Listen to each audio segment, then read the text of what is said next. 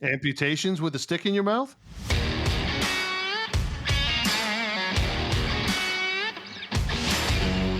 Welcome to the Beat Around the Bench podcast about woodworking, good times, and general jackassery, with your hosts, Jess of Jess Build It, Colton of Cold Crit, and Ross of RNC Woodworking and Designs.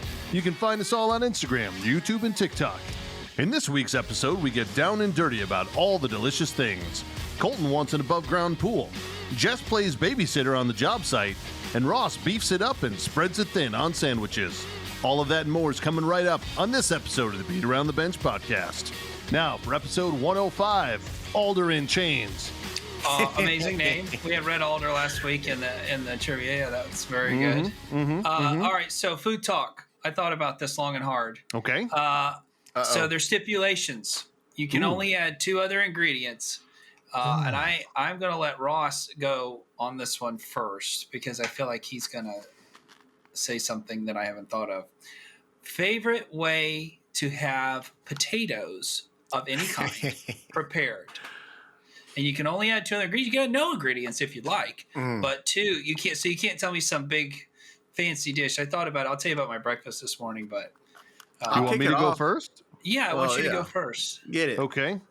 So way number 1, it's actually mashed potatoes, but a combination of Gruyere and tzatziki sauce added into it. Oh yeah, the cucumber salt. Yeah. Stuff, So if you've ever had Greek food or a gyro, the cucumber white sauce that goes on top, that tzatziki sauce adds so much just moisture to the potatoes, and then the Gruyere just makes them soft and buttery. It's astounding.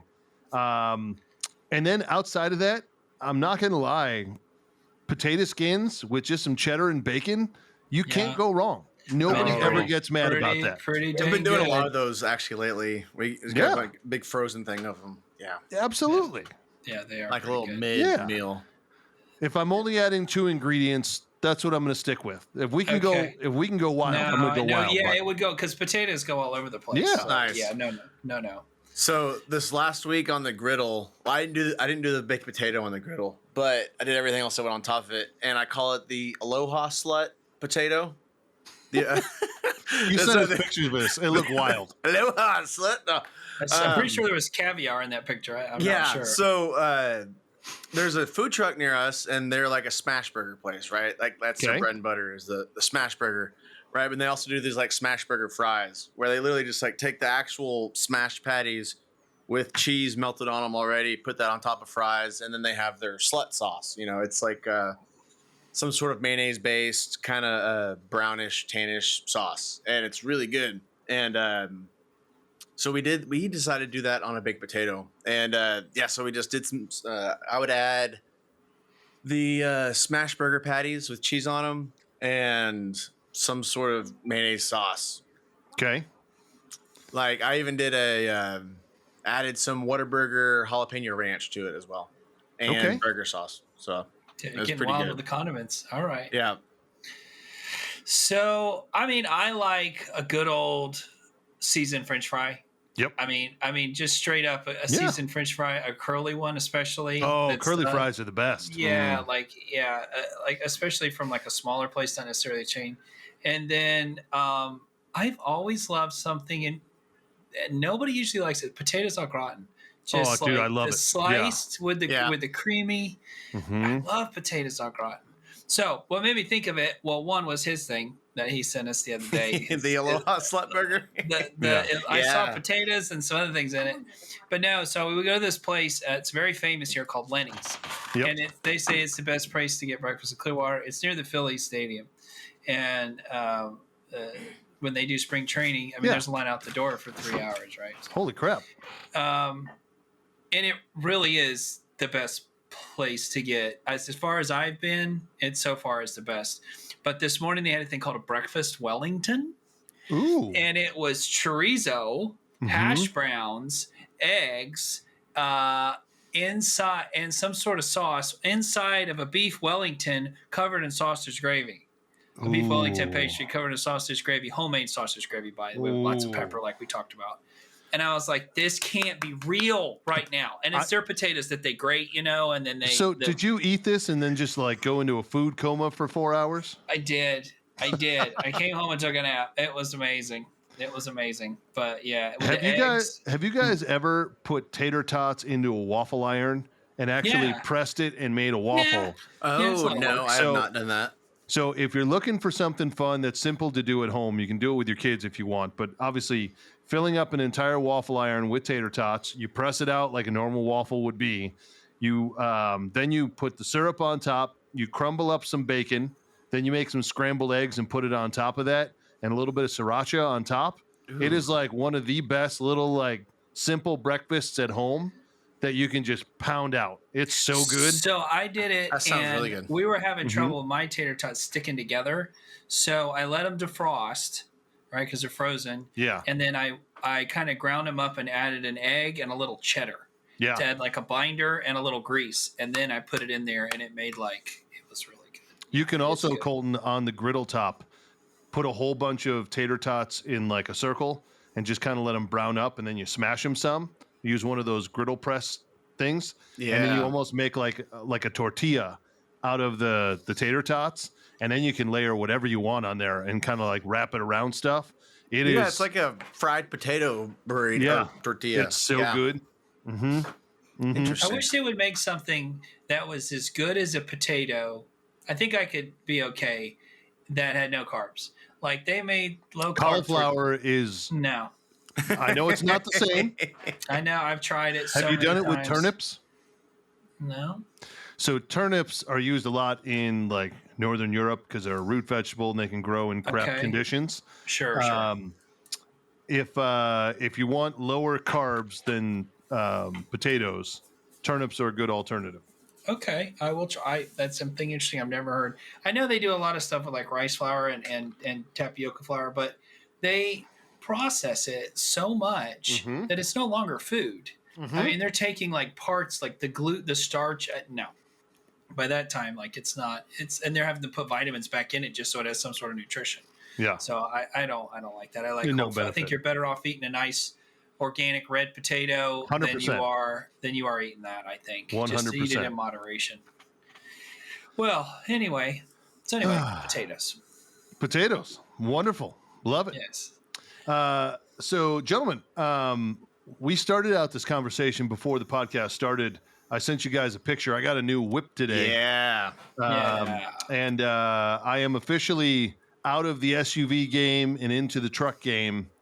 I got myself a GMC Sierra 1500 and four-wheel drive, four-wheel drive, rims, elevation edition, leather, heated seats, like the whole thing. It doesn't have leather seats. That was one of the things that I really wanted, but it does have heated seats and a heated steering wheel. I don't like leather seats. I love it because it's so much easier to clean. But yeah, the fabric they use nowadays is pretty good stuff. So. Yeah, but we were discussing, and Colton thought it would be beneficial for people to hear. Different things you can do as simple upgrades to your vehicle that don't cost a lot, that you find better bang for the buck options. And Jess alluded to one of them, actually one of the ones I was going to do. Jess, you want to fill us in on what it was? So I always had a pickup truck with no cover on the bed because I would have to haul something tall, like a full bureau, and it's not going to go in there with a hard thing. The flip gator is really nice. It's expensive. It flips up against your window though, and then you can't see out the back window. So there's but it's very secure, right? So like if you had something really expensive in it, like one of those pull-out toolbox things they're making, that would make more sense. Yeah. Yep. So I was like, I just want a roll-up tonneau cover to keep the water out because I got them to pay for the Ford carpet, the molded carpet that goes in it, which works out for me in the cabinets and stuff. And it was like $200, and I thought, man, this is probably junk because I was seeing them for $700 easy, and it is the same, and it is tight. It installed in 45 minutes, just how they said it would. It fit perfectly. It never leaks a drop, and you just get you some of that. Like the Chemical Guys makes really good stuff, and they make outdoor I wouldn't call it waterproofer, but like Armor All on crack. Yeah. Like the stuff you would put on your tires or for plastic and trim. And you put it on there, water beads up on it. It stays shiny. It cleans easy. And then I can roll it up to nothing and put whatever I want in it, or have it, or have it halfway undone if it's kind of raining and I got to put like a little board hanging out or whatever. It's great. Mm-hmm. It's great. Yeah, that's actually one of the things I was looking at. I was actually going to ask you guys for that same reason, Jess. There's a lot of times that I have to carry stuff in the back. I've never been a fan of the hard caps on the back of a truck. At that point, either get a van or an SUV is kind of the way I look at it. A crawl. And you got a lot of crawling and you got to do. So I was looking at getting the flat cover, but I had looked at ones that were either like the hard, almost like they're like a track that like rolls up, but then you're like limited on how far back you can push stuff, or the ones that are the threefold. Those guys only go so far back as well. You can't fold them all the way up. You're still restricting yourself. Yeah. So I was looking at some of these tonneaus, and that's probably where I'm going to end up going. Is that how we say it? Is it tonneau? I've always just called it like a Tanya. Like, I don't know. Like, that's probably like a name brand, right? Mine was Max Mate, I think is the name of the company that made mine. Yeah, there's 100 of them on it's all Amazon. Probably the same company with a different badge. I've all had the same ARE ones, but so I know I'm the outlier here. I love my camper shell. Right, it's cab height all the way back, and we just got it painted to match, so it's gonna be a big black tank of a truck. And then I really want to add I was thinking about trying to weld it myself, a rack that goes on top that extends from like the front of the cab all the way to the back of the camper shell, and for when I'm hauling longer boards, right, or anything that's longer. And yes, like if I were to move a fridge, I would have to take the camper shell off, right?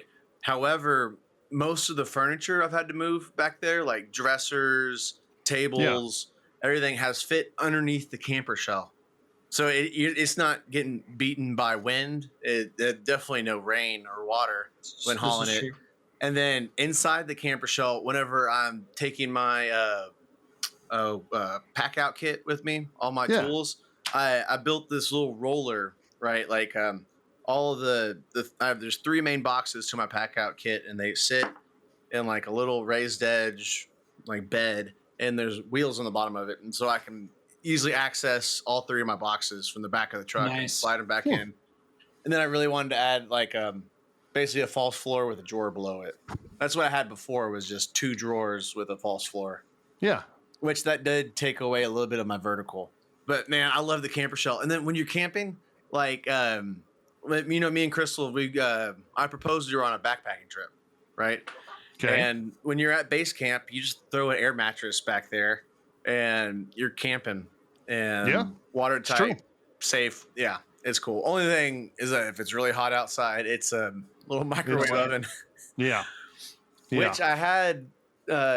I did have plans to make basically a piece of plywood the same size as the tailgate, right? And then cut a hole in it to where we could put just like the really small window unit and that would work. Run a generator. And that could work. If you're next to 120, you could run it through that. But yeah, I don't know. I'm a big fan of the camper shell. I hear what y'all say, like all that, but the camper shell is my jam, dude. I love it. Okay. Whoever had the vehicle before I got it, because I got a used vehicle, thought it would be cool to change out the antenna for a bullet. Yeah. I almost bought that. Yeah, luckily I took it off right away. He's in Chicago, man. It's a little different. Yeah. I get that. I had a carbon fiber one that I liked. When you go through a car wash, that big giant one kind of whips around a little bit. Yeah, so I replaced it with the same height carbon fiber one today. It was $20 at O'Reilly's. So I tell you what, man, some of that stuff they make on Amazon is like for your truck, for instance, it's like it's pretty expensive because there's only one company. It's like $60 or $80, but it's this plastic thing, and you lift up your back seats, and it fits perfectly under there and creates all this storage. And then your seats fold back down. You put it all together. It comes in a real small box, and then you put it all together, and it fits around all the seat belts and all the crap back there. And then I fill it full of like toe straps and like gloves and safety gear and like other stuff. Like jumper road flares. Cables. Yeah. Jumper cables. Yeah, all that stuff. Okay. So.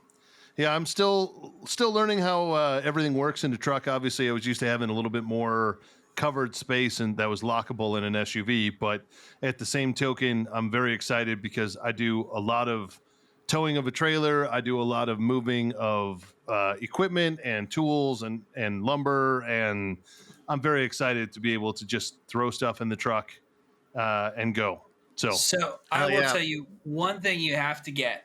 It's the best. Well, when I bought it, it was $60. I don't know what it is, but they make a thing called a bed extender. And so it goes in your hitch, and then it comes, it's all like thick, 1/4-inch steel, like a tow hitch would be, and goes up, and then it comes up at an angle past your tailgate into forks that extend in and out. Yeah. So you can run 16-foot stock in your truck. It's supporting it at 9 feet, so it's not like cantilevered. You run a ratchet strap around it, and I mean, it's a little sketch driving with stuff that for sticking far out of your back. But when you got to pick up like trim and you need to keep it 16 foot, or deck boards and you got to keep it 16 foot, I have a trailer I can put on there. Oh, your trailer's long enough? Yeah, my trailer is so the bed of it is 12 feet, and then I have another 3 feet beyond that. If I go towards the truck, if I have it go the other way, I can extend it as long as I want. Well, sometimes like if you don't have your trailer or whatever, it's been nice. Yeah. I used to have one of those, but you're talking about the extender, but it was for a kayak. I have a 14-foot kayak. We used it for our kayak. And yeah.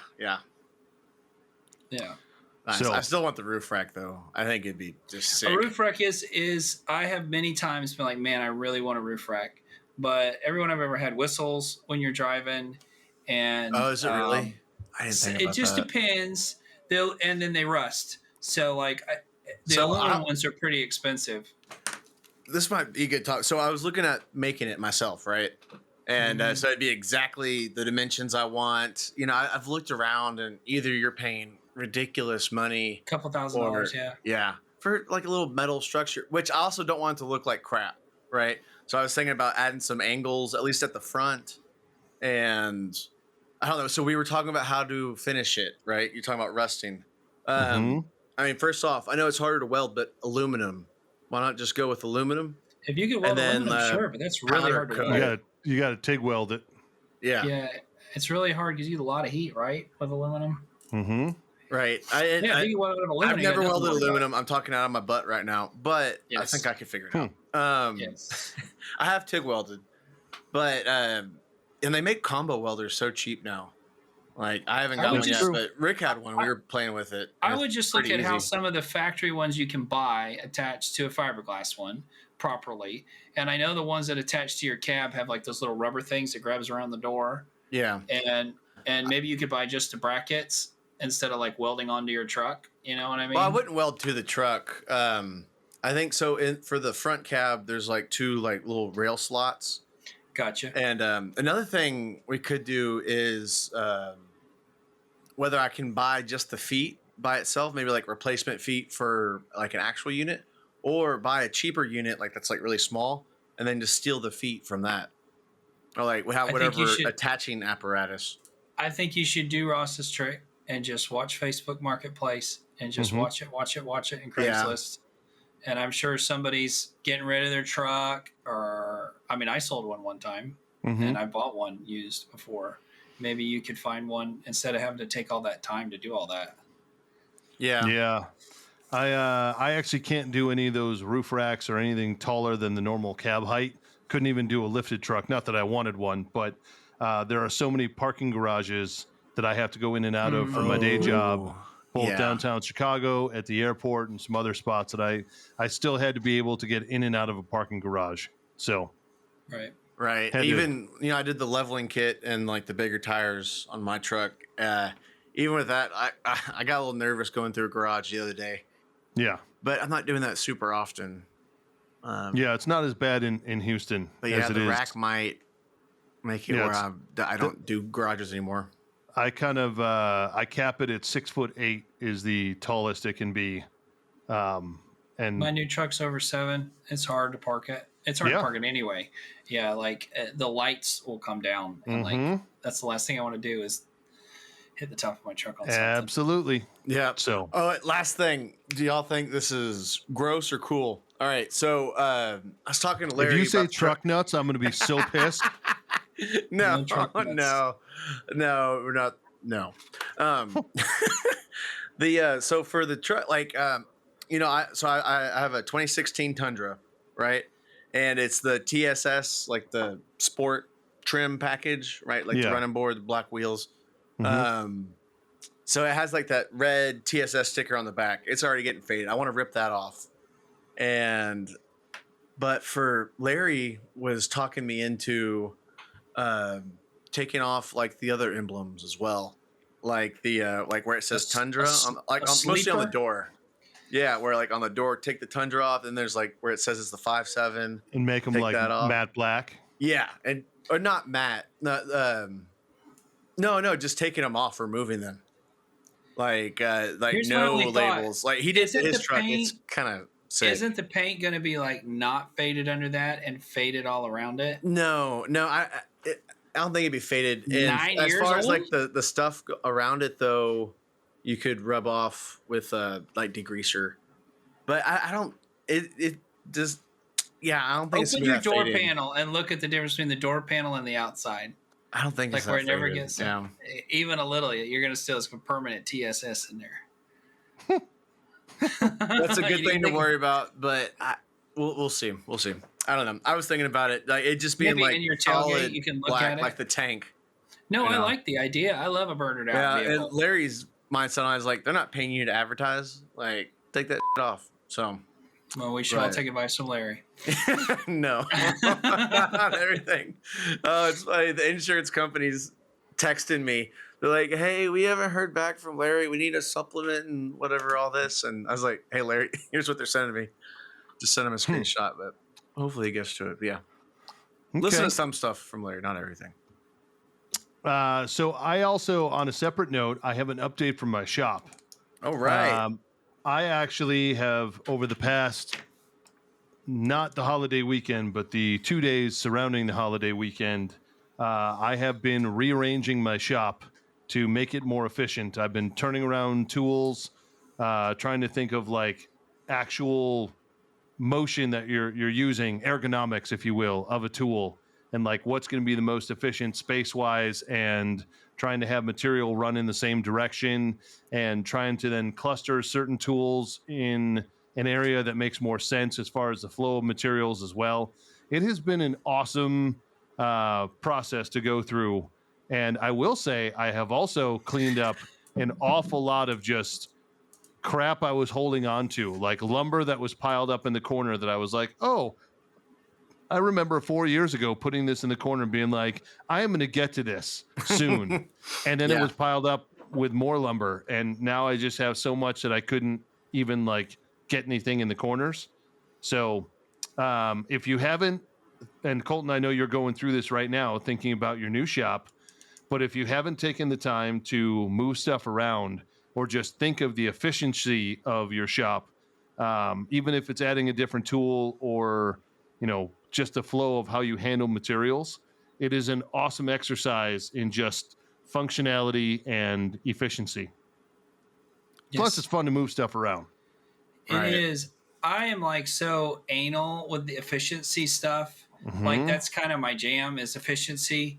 And it depends on your space and your budget and your like everything. Like at some point, like I have to tell myself, okay, because I'll do it like over the time, I'll do it several different ways. And then eventually I'll go back to one of the other ways because I'm like, well, that was good for this, but it wasn't good for that. Yeah. But I can't afford to do this thing to make it better. So it's going to have to stay like that. And then like I do afford something new. And then it's like, oh, well, then that's not good because it's kind of like ranging your spices, right? Yeah. You're ranging them all by size. And then it's like the one you use the most is in the back. Yep. You know what I mean? Like salt and pepper's in the back. So it's a fight me and my wife have. So it's kind of like that. I've noticed like when I've done my shops and like arranging my trailer. Yeah. Like it's so nice having all my screws and stuff in those containers. Yeah. But then my containers are on their side. I don't know what the hell's in each container. So then I have to ruffle through each container. So then that means now I need to label those containers, and then it just goes on and on like that, trying to find the most efficient way. And I definitely have found trying to cluster like machines together. So I put, for instance, the joiner, the planer, and the table saw all in one cluster in the center of the shop because everything kind of revolves around those. I have the chop wall to the right of the table saw, but like the flow of materials all goes the same direction on all those. And then at the other end of those, as the outfeed, if you will, is the drill press or two drill presses and the bandsaw, because those are ones that I wasn't using as much. Those are more like specialty for certain projects. But then I also clustered the laser and I cleared a space for the CNC, which means I got to set it up. So Colton, you may be getting a call this week. But yeah, bring it on. So I'm doing that, and then I cleared a space to put the 3D printer once I order that to go there as well, and kind of have all of it set up in one spot that all I need to do is plug in whatever computer I'm using and just run stuff for all three machines and just send it. So, man, I wish I wasn't in the head on in the with the baby and moving right now. It'd be awesome to, like, whenever we got Jess's laser, like, even if all three of us like, came up there and helped you set it up. Oh, I would love to just come up there. I probably could get a pretty cheap flight out of Tampa to Chicago and just come up there and see your place and help you figure out the CNC. Yeah, absolutely, man. Absolutely. Yeah. But I will say I played around on, and just to your point, when moving around a shop 5 or 6 times, it's exponentially easier to move stuff around in SketchUp than it is to move it around physically. Yeah. And just finding efficiencies there of like, okay, I always had the table saw facing the other direction, which meant I had to walk the length of the shop, find enough room to have the piece fully extended on the infeed side of the table saw, and then I had the entire shop as the outfeed. Why didn't I just turn it around? And it wasn't until I put it in SketchUp that I was like, oh, I should really just turn it around. That's exponentially easier on both sides. I'll move it back 2 feet towards the main door, and then from there, I have 12 feet on either side to be able to put whatever I want into the table saw and come out of the table saw. So I'm going to have to build a new outfeed table, and I'm going to have to build a new, probably a table for the CNC, and then there'll also be a table for, or I got to, at some point, upgrade my chop saw station. But, yeah. Right. I used to, when I first started my shop, I was like, everything has to have 16 foot. Everything has to have 16 foot on the other side. And even my sliding saw, which was causing all kind of problems, because that's a wide berth of. Yeah, it's a lot of space. And then after I used it for a while, I was like, I've never cut anything 16 foot in here. The most I've ever cut is maybe 12. Yeah, 12 is typically the limit. Yeah, like, and if I did have something 16 foot, now the planer, that's a different story. Yeah. I might buy 16 foot stuff and turn it into trim, right? So, but that I was, and then trust me, it's like it almost touches the wall, but it worked. And you got to be able to get it in from the other side too. So that's well over 32 feet. You have to account for. Yeah, because you got to account for the size of the machine in the middle too. Right. You're probably looking at 34 to 35 feet. You're right. It's like the whole length of the shop. So, so that was the thing. And then as we used it, it was just like, I don't need all this room. So like move stuff over and made more space for this and more room to walk through here with this and that. And Yep. Yeah. No, I definitely plan to draw it up in SketchUp. And once I get the SketchUp, which right now it's just moving into the garage part. We don't have the other part. That's okay. It would, I'll take the main area that we're moving into and the bigger stuff, and I'd like to get y'all's a shot on that, or your opinion on that. Yeah, absolutely. I need to figure out SketchUp too. I know I talked mad crap about it on here before. That was like, I'm just gonna learn it and teach you guys, and then like I started and it wasn't as plug and play as I thought. I sent you that thing from for woodworking for mere mortals guy. Yeah. Right. And his thing was like, I can do this. Once I watched it, I was like, I can do this because it's old. And as a matter of fact, you can still download the computer version of 2015 or 17. Yeah. I think 15 or 17. 17. Yeah, it's still free. They don't update it anymore, but it's a real version on your computer.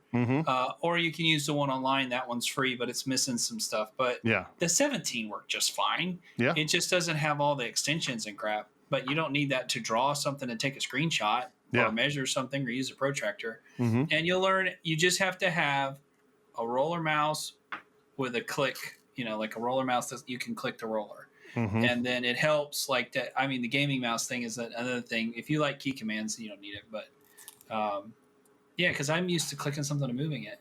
And you can't do that. You have to get the move tool and then you have to grab it in a certain spot. But once you get used to it, it's amazing. Yeah. It's amazing. So, boys, what's going on in your shops? My shop? So a long time ago, we had a bid. They had sent a deposit, and there was a mix-up. So we're finally working on it now.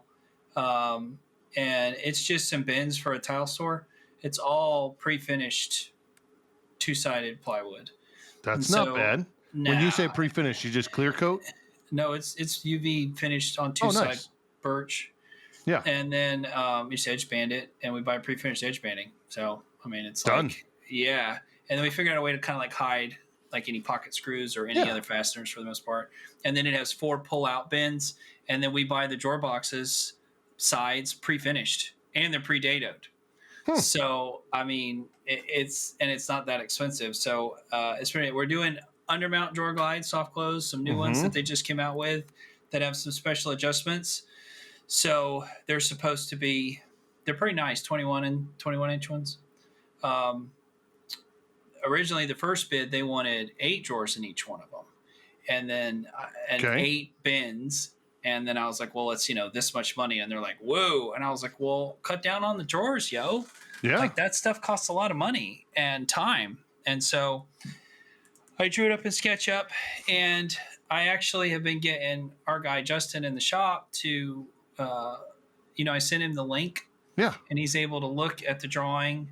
He was trying to use his Mac, but that was not working without the roller mouse. So I brought him my old laptop and set him up on my old computer and screens in the old office there. Do you ever upload anything to Trimble Connect?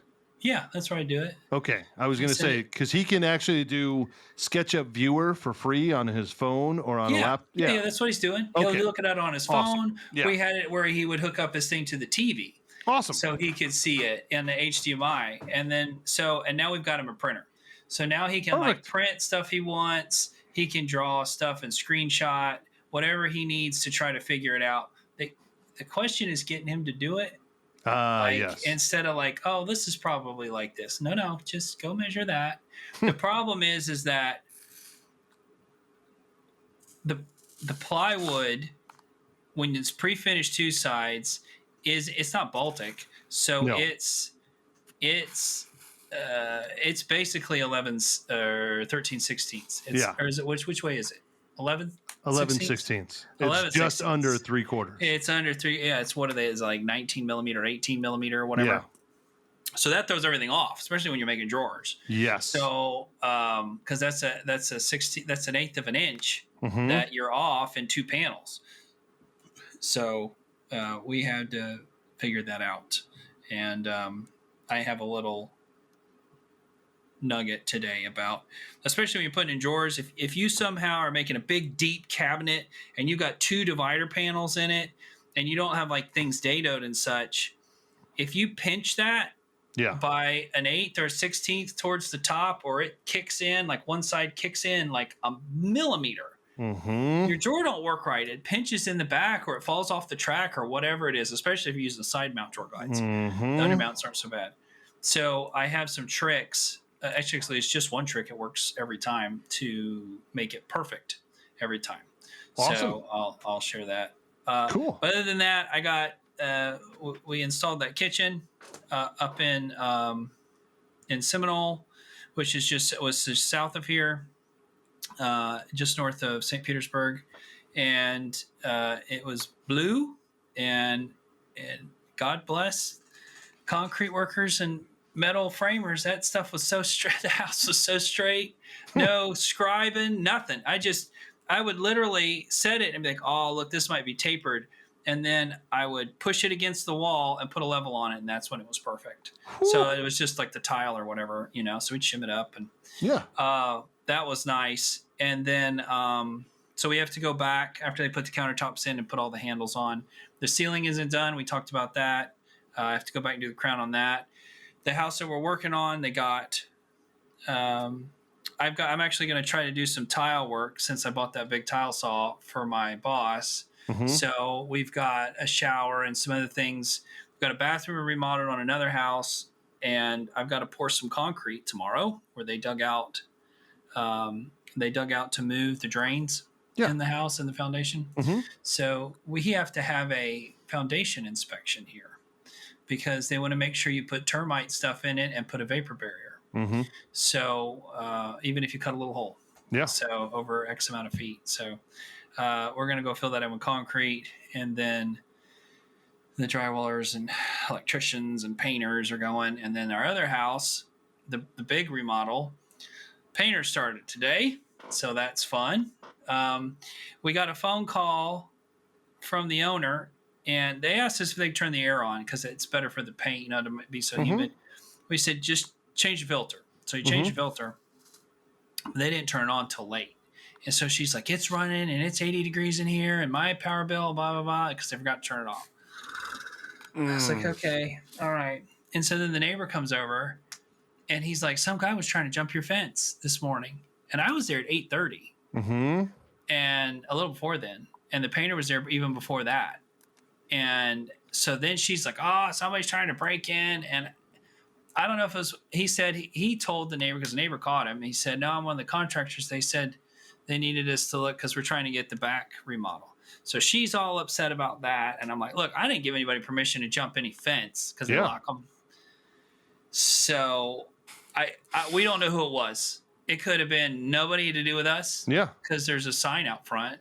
It could have been somebody to do with us. This is one of the people we asked to do a bid because we have framing, roofing, and concrete going in the back. One of them, I don't know. And, the guy didn't get a look at the car. So she's all upset about that. And it's a babysitting game from the, I told him, lock the house, lock the deadbolt. She's got some of her stuff in her bedroom still. Lock it because she's going to come check. Sure enough, all he did was lock the bottom lock. So she blew a gasket about that. Anyway, so it sounds like it's one of those customers, man. Yeah, I mean, for the most part, it's been okay, but like just stuff like that, it's just like, just they left like an hour ago. Turn the air off. Like, relax, all right? Relax. There's a lot of other stuff going on that painter's got a dozen other jobs. I will say we've gotten a good tile guy. The drywall guys had a couple issues we thought actually turns out was no problem. They did a fine job. It could have been a little better, but they did pretty good. They fixed everything we asked them to fix. The painter, we'll see how he does, but he seems very professional. Okay. And the electrician, he's got some health problems. I think he's a veteran, so I think maybe he's got a couple things. So he kind of threw us off schedule by about almost 2 weeks. Oh. But which isn't normally a problem, but when they're not living in the home, waiting to move back in, that is an issue. But I will be putting in her kitchen next week. Thursday and Friday, I'm putting them together. And then I will be putting in her kitchen next week. And then, well done. Countertops will go in right after that. They'll come template. And then electrician can start putting in his final. And off we go. She moves back in. Then we tear the back of her house off. Question for you. Have you guys, and I'm sure you have, I've seen them mostly on TikTok. They are for electrical. If you're doing a lot of like stripping of wires and you got to connect stuff into outlets. There are bits that go in your drill to strip out. Yeah. I got a set for $20 because I'm like, it's $20. Who cares? These things are awesome. In your drill? Yeah. Yeah. So they strips it, twists them together. Yeah. It basically attaches in your drill, and you can use the drill to not only strip the wire down the appropriate length to connect it to a plug or to twist them together or do whatever you want. But it can literally then you change the bit and it goes into a drill bit that twists all the wires together. And then you can also put the wire nut on there as well, and it puts it all Super on tight. completely super tight, and it tidies everything up. Just makes everything much more efficient You if know you're what it doing a lot reminds of me of? electrical. Colton, have you ever seen those big drill bits you buy that when people are building wood fences out of like posts Yeah. and beams, and it's like a tapered cone with little fins inside of it? Right. It's like that, but like a little mini version. I will say here they've approved. So like I think in the next 10 years we won't be using wire nuts anymore. They make these little connectors, and That are so much better. 2, 3, 4, 5 Mhm. connections. They are And so much better. It just slides in. Now it does not work on braided wire, right? Correct. So unless it's soldered on the tip. So that's like kind of like if you're hooking up a little fan or something like, from it's usually braided wire, so that doesn't work. But other than that, yeah, and it takes up less room in the stinking box. So you can slide everything back farther. Do you have to have metal boxes in Chicago? Yes, we also have to have It's grounded. at least Pyrex, which is the kind of like corrugated metal In the walls. in the walls, if not full conduit. Yeah, that's insane. It must be so expensive for electrical up there. It is, but you don't have the fire issues. I suppose so. Very rarely do you hear of a house that's like Romex here, where you get a fire because of the Romex. Not Pyrex. My bad. There's no conduit here unless it's commercial, unless it's like commercial or something like that. There is instances where you have to have conduit, but where you hear it is that old paper stuff that's still around, paper sheathed wiring all over, and fiberglass braided. It was like and they have the knob and tube. Like nobody even work on it. They have to redo all of it. We actually have a lot of that in my area because there's a lot of homes that are 80 to 100-year-old plus. Yep. And there's a lot of that. Like you go to, just, hey, we want to move this outlet, 4 feet this way or to the other side. And they're like, ooh, we got to redo your whole house. It's like, we're not touching it until new panel, new wires. Yep. It is what it is. In fact, my house was built in 76, and technically the sub panel that I have is grandfathered in, but it is no longer up to code because there are 2 fuses on each fuse layer. Fuses or breakers? Breakers on each fuse. That's what it is. Right. Which now you need to have single breakers per fuse. So we actually, if we go to redo anything, we actually have to make an entire sub panel just for that. Or sell it because they won't be able to get insurance. Yeah, that's like a whole thing. Mm-hmm. So, don't go nowhere. You got your new truck. You got your cute house. You're good to go. Thank you. Colton, what's going on in your world, sir? Man, so as far as the shop, it's been boring. You're at the countdown to what, like 5 weeks till baby? Yeah. How did you move? July Wait, you moved this weekend. How did you move? We were supposed to. All right, so we were supposed to close on Thursday morning. Thursday like noon, and Thursday morning, Wednesday evening, we had heard there was an issue with the survey, and they're like, "Oh, there's some your legal house stuff." Or the new one? New house, and they're like, "Oh, there's an issue with the survey." I was like, "Oh, it'll work out, whatever." So Thursday morning, we find out that half of the land that we were moving on is already sold to somebody. They don't have the deed, and it's a whole long legal thing. Like the owner sold it without notifying the lender, and which is illegal. Mm-hmm. But however, we, after some dealings and everything, we were able to renegotiate for just our plot. So it was 3.5 acres total, right? Mm-hmm. And which we were stoked about, but now it's only gonna be like 1.8 acres.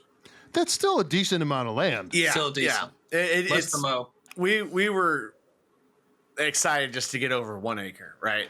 And they came back fairly on the price and everything and negotiated. How much did it save you? we were going for it to save us $100,000, but ended up saving us maybe like 65, 70, something like that. Hey, That's a lot of still payments. Yeah, and so it's already getting closer to what we were more wanting to pay and all this, and it's a that's good awesome. thing. I just hope whoever moves in next door is good. But Maybe one you could thing buy I the really land like one day. about sorry, what? Oh, Maybe you could buy that piece of property one day. yeah. Which one thing I really like about this house is that the plot's kind of longer, right? Like it's not so it's a rectangle, and it's not a skinny rectangle, but it's still a rectangle with and the house is towards the front, right? Like front yard, in my opinion, is such a waste of space, right? Like even like the suburban house we're in now, like it would have so much more room for stuff if it didn't have this giant front yard, right? Well, they have to do that because of easements. Right. But the way this one is, like, there's so much more land that's able to be used, right? And like, I really want to build a metal structure over like the driveway, right? Like, utilize that and have like an overhang for like the cars, and then I don't know, like once Charlie's old enough, we'll be able to do like livestock and stuff. Really excited about that. You should put in like a pool with a lanai. So we were looking at doing a pool, and we want to do it pretty similar to how Corey, Crystal's mom, did hers, right? Which was how? Which is like, so you build a wooden deck, right? Which ours may come straight out of the back of the house. I'm not sure whether you go back down or back up. And then it's a above ground pool with the entire wooden deck built around it. And I really like the idea of it. Like, first off, up front, it's way cheaper. We don't need a deep end. Like, we'd more likely be playing volleyball in the pool than needing a deep end, right? And so you got a pool. Like, if something happens to it, or like there's no foundation cracks, it's just seems so easy to me, right? An above ground pool. And you may actually. So this may sound dumb. If you were to rent an excavator, you could actually dig a decent pool for yourself and just have somebody come and put in the drain and the pumps and then pour the concrete. And you could literally a little more to it than that. But I'm as a lot of steel and a lot of permits. Well, it's $100,000 here to get a pool with a pool. That doesn't include the cage. So $80,000 to $100,000. The difference is where he's going. Weight. Yeah, I'm assuming it's unincorporated Houston, right? I don't know. It's still Harris County. It'd probably be pretty lax. As far as like permits and stuff. But I like the above ground pool idea though. Like whenever the liner wears out, you get a new liner, and it's. If you get it professional to put it in like all flat and level, I've talked about it because my wife. I mean, like, what are we going to do in it? Like, I'm not diving in it, and I could build a mother trucking deck around it. You better believe for the money. I mean, $80,000 just to talk to a pool guy and a 2-year wait here. So it is like, and that's for a little tiny pool. It's a little itty bitty one. So I was like, if you just want the pool and you want to hang out and grill and all that other stuff, but it has to be covered. Yeah, you got to do a lanai. The trees are just ruin it, So yeah. So Corey, they didn't cover theirs, but they don't have any trees like pretty close, which that's good. We would be having trees pretty close to it, so you should look at putting in like an epic pond that you guys could swim in. Yeah, like one of those giant ones that you see on TikTok. It's like 100,000 gallons. Yeah, seriously, that would be fun too. Which, I mean, we're a quarter mile from the boat ramp, like to the Lake Houston, and so like, I think that might scratch our muddy water itch. Yeah, that's fair. That's fair. And I gotta leave all this room for the camper and party boat business. True. We'll see. It's fun. So we've had another busy season on weddings. Like, I think we've had 3 weddings in the past 4 weeks, and we got one this weekend. That sounds awful. Not gonna lie. Which I like. It's fun, but also I'm not drinking right now. So neither is your wife. You guys are going. So we're both like a few of them. We were party poopers and left kind of early. Like Not super early. We just didn't stay till the walkout, right? Yeah. But I don't know. This last one, like Crystal was dancing like crazy, and she's big. She looks like a weeble wobble. She's big old pregnant. And You probably shouldn't say that on the podcast. How is your wife feeling, Colton? she's feeling pretty good. She has her days, right? Yeah, her feet are starting to swell up. She's her ribs are killing her. But so Charlie is in the top 70th percentile weight wise. Like I think she's 5 pounds right now. And yeah, but her Crystal's belly button's almost all the way gone. It's been my metric for like how much she's expanded is like the belly button, but that baby's kicking her ribs. She's so active. Like it's kind of wild. It's before you do something or say something about your wife's size, I'm going to cut you off. Crystal, I don't know if you listen to the podcast on the weekly, but if you do, we hope you're feeling great. And we wish you the best for the end of this third trimester. Yeah. Yes, it's so and hard. the countdown is on. So you got like 2.5 weeks until basically anything that happens after that, you're kosher as Christmas. So yeah, no, I tell her this often. She's doing a good job. Like she's doing all the health stuff. She's making sure she's being active, walking. Like, water. That's the big thing because of the fluid that she's having to replace. She's got to drink water. Yeah, and then they have to pee comes all on the me. time. I'm her waiter often. Yeah, I'm like, what do you need? Water, snacks? Let me know. But I don't know how women do it. Good. Like that baby pushes all of their organs up up into their chest, like and push it and pinches the bladder, and it's just like they have to pee, but they have to drink a lot of water. Everything makes them sick. Their body's swelling, like the hormones. And because they're creating a human out of food, their calcium gets ripped out of their body. Like your wife is going to have more cavities in the next 6 months than she's ever had in her life. This is true. And so like she needs to like triple up on calcium as soon as she has Charlie. Yeah, like, the good prenatals, postnatals. Yeah. Yeah. She needs to do that. And then the other thing, and I know this sounds dumb because it's coming from the male in the perspective, but pregnancy brain is a thing. They literally, the same that calcium gets ripped out of their body, brain cells go to create a human. And unfortunately, their studies have shown that doesn't come back. So, that's wild. Yeah, what women go through, it makes like sometime, it lingers and whatever. Yeah. What women go through to create life is astounding. And I know so many guys are like, yeah, I was part of it. No, you weren't. Like you were there for the fun part. You didn't do anything else. Over 50% of women died giving birth years ago. Not that long ago. Yeah. Yeah. It has come a long way. It's very hard and very dangerous. So. Yes. Just tell her, make sure she does the epidural before it goes too far down the line. Definitely. They give you this wonderful button that you feel no pain. They put morphine in it now. Yeah, they put morphine in that stuff. They come out of there feeling good. Yeah. So we're all right. She's been instructing me, right? Because I need to be making sure what the doctors do to her and everything. But we're gonna try to do it without the epidural. We're gonna try to do it, but she's not like stubborn against it, right?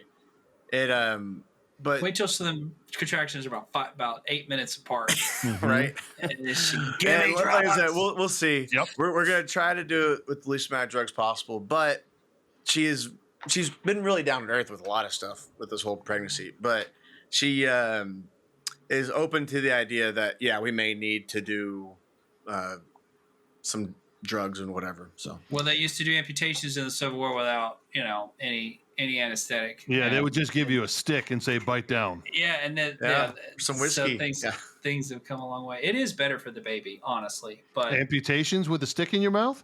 No, but the other thing is that other studies show that like having the epidural makes her more relaxed, which makes the birthing easier, which makes it easier on the baby. So I've heard about back issues coming from that later. My mom did, but my first wife had 3 and she didn't. Yeah. So, you know what I mean? It just depends. Well, on that note, I think we should talk about some other stuff as well. Yes. And the question is, Jess, what are we jumping into this week? So the 2 are unrelated this week. One is the history of the week, and then we are going to do a trivia made for Ross. What do you want to lead with? Let's do the history first. It's the history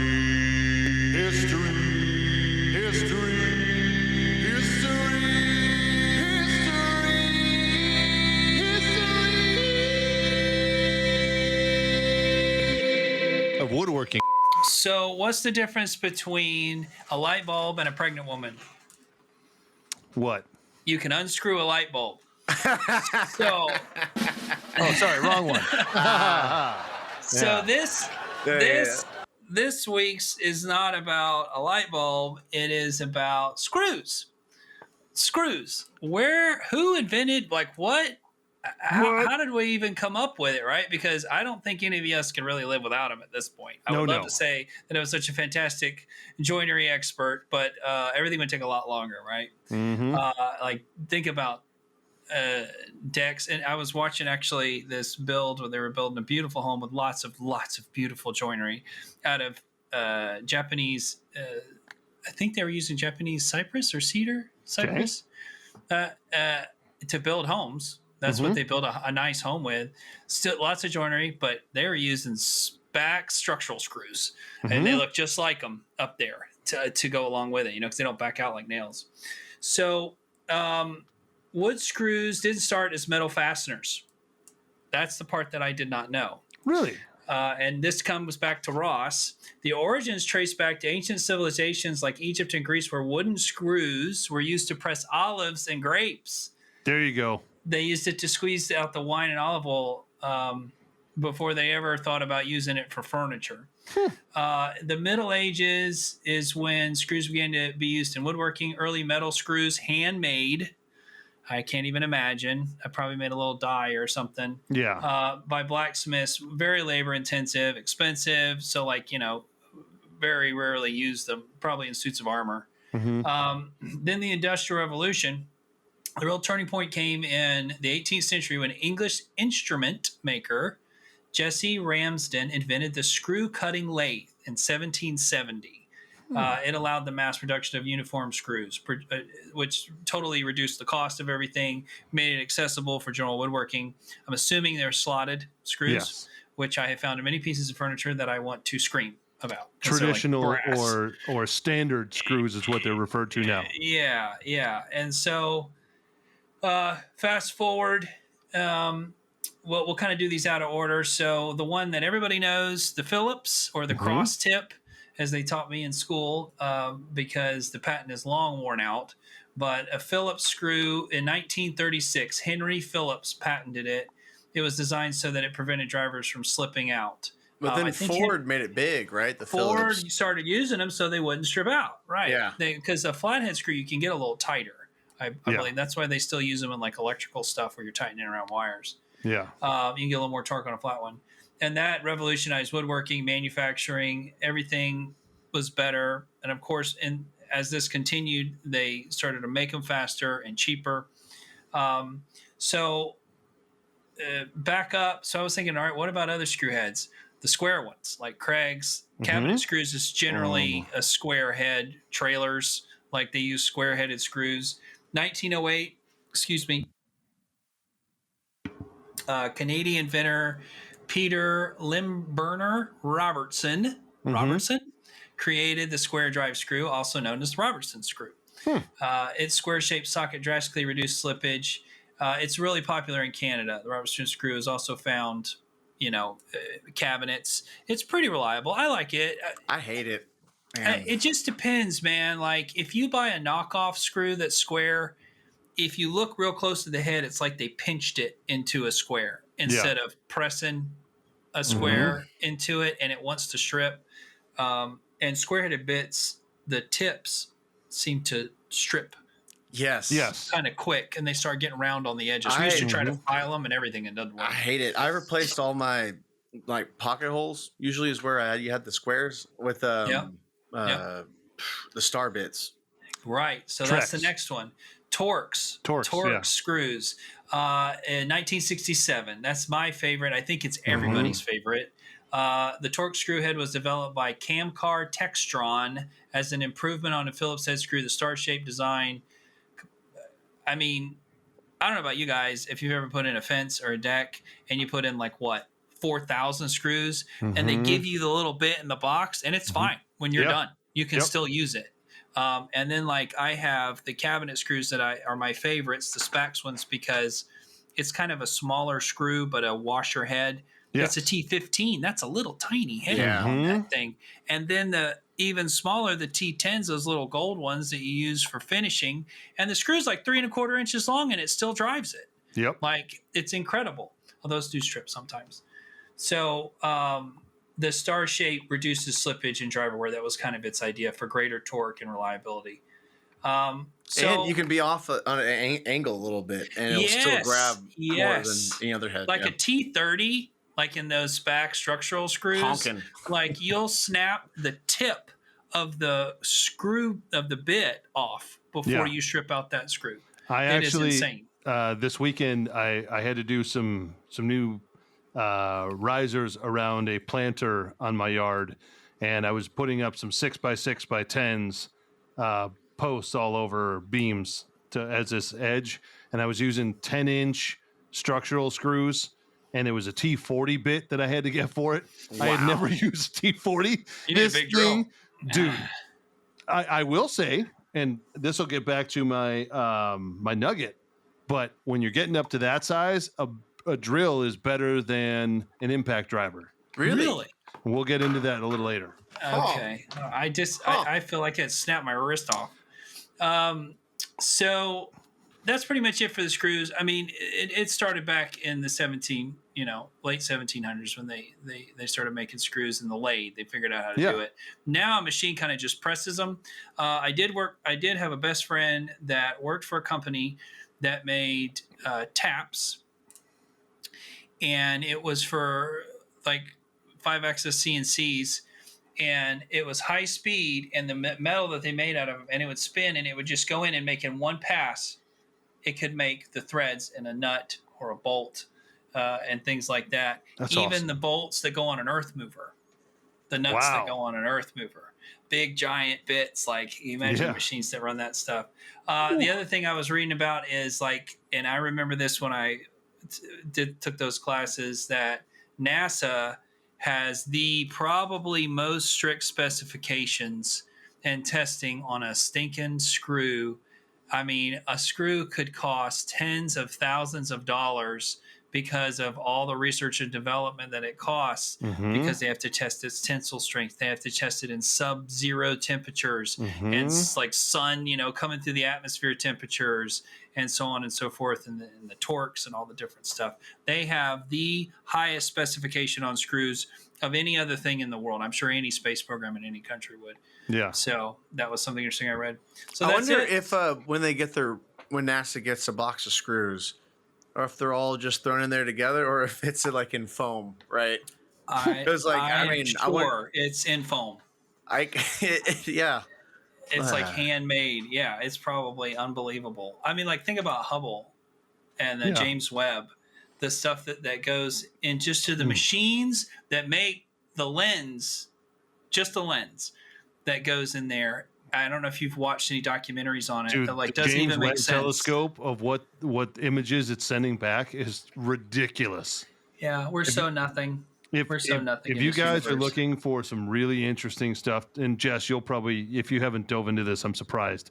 But on TikTok, if you actually follow NASA's feed on there, they're posting not only stuff from the James Webb and what it's taking image-wise around the solar system and then the universe, but also the Mars rovers. They're like showing actual footage from 140,000 light years away of like, this is what it sounds like on Mars right now. Or like, this is the night sky from Mars. It's ridiculous. I think my favorite picture, and it was the first one of its kind, is when they put out Hubble and it was broke, and then they got up there, and they fixed it, and because the one lens was misaligned, so they figured out a way to like reverse the image or something. Anyway, so they fixed it. And God knows how many billions that cost. But so it finally started sending back good images. This is Hubble now. Yeah. And it focused on something. And they're like, why? Because they had a computer that automatically did it. It knew what it was supposed to focus on. It focused and sat there for 10 days. And like, what is this thing doing? Is it broke again? And so finally the pictures came back, and it's those pictures we see, and it wasn't stars, it was all these different galaxies all over the universe. It wasn't a star, it was a whole galaxy. And for a long time, we just thought the Milky Way was it, Yeah. And it's quite an unbelievable thing. So they're actually mapping the entire universe right now, as far as like in a grid system, and what they're doing, and like the technology that they've gotten to now, to the point where they're taking pictures and they're like, there's 17 trillion stars in this, like 1 inch by 1 inch grid on this thing. And then they dive into each one, and they're like, it'll take 20 years to map the entire universe, but we will have an actual of what we can see now. Of what we can see now, which is astounding. So, not to change the subject or go too deep, I don't know if you guys have watched some of the stuff. NVIDIA has created some new processors and stuff, and they're building this $500 billion, the world's largest construction project ever accomplished, AI farm. And Oracle's part of it. NVIDIA is building all these towers, and they said 80% of that money is their towers. So if you can invest in NVIDIA, do that. But they are saying that they are growing 1 million times every 10 years, which is totally against Moore's law of like doubling every 5 or something like that. Yeah. And so, and then once the AI starts, the medical advances and stuff, it's quite unfathomable that we're going to get this, like, grow up and see this, like what's going to happen with it. So I actually ordered a new laptop last week, because as I've been doing more SketchUp stuff, and I've been doing more audio editing stuff and more AI stuff as I'm doing on a side thing, the computer that I have is literally like bogging down, like can't keep up. It's stalling out. So I ended up ordering one with the new NVIDIA processors, and the processor is about the size of a dime, and it has like 500,000. Yeah, it's got like 500,000 times the processing power of like our phones, which when you think of how much our phones, and those are like 1,000 times what the original spaceship had. Yeah. So 500,000 times that in the size of a dime. I'm so excited. It's supposed to come later this week. What they were talking about with this NVIDIA thing is that, so there's like 72 of these things and a switch. And then it's in this tower that has 2 miles of wire in it. And it basically connects all of these, basically looks like motherboards together, and creates them and makes them like one, almost like one GPU working together. And one of the cards, and I hope I'm not misdoing this, can handle like 1.25 terabytes a second. And the whole internet at its peak does like 1.1 terabits a second. The whole internet at its peak. So one of those cards, and they're going to fill 40 million square feet with these things. It's a lot of processing power. It's unfathomable. It's a lot to process, if you will. That's a lot to process if you think about it. So anyway, I'm very interested to see where everything's going to go. Good ways and bad, I'm sure. Absolutely. So there's some pretty bad deep fakes out there right now, but I'll take Step Brothers in babies any day. I think that's like the funniest stuff I've ever seen. Okay, so anyway, that was screws, and there was a little computer part, but I like it. Better get on out that knowledge, because it's trivia time. So, Ross, I was looking at your Instagram post, and at the end of your Instagram post, there's a little sticker. And which Instagram post are you talking about? It was probably a couple weeks ago, and it has nothing to do with woodworking. Do you want to remind our audience member what kind of aficionado you are? Yeah, so my updated sticker for RNC Woodworking says Custom Woodworks and Sandwich Aficionado. And it's literally a cartoon sandwich giving you a thumbs up. Yes, which I do believe is a true statement. So this week's trivia At first, I did this, and it was way too easy. Okay. Way too easy. And so then I got in there. I was like, all right, we got to come up with some crap that nobody's ever heard of, and we're going to mix them up. Now, I don't know how many questions you want to answer, but these are all sandwich questions. I am going to give you. I am going to give you. Now, I will say, you know how like in one place they'll call one thing something, and another place another thing. It'll be a hoagie versus a grinder versus a. So let's not. Yeah, let's. These are going to be pretty. Like. Generally, these are what these sandwiches, the official name I'm or so the simple excited. name of these sandwiches are going to be. I'm going to give you the ingredients, including either the specific bread or the type of bread, and you're going to tell me what the most official name is that you can think of. Are you going to share some of these, Colton? I have 24 questions. If you could handle 24, that's a lot, but we can go through them pretty quick. Bring it on.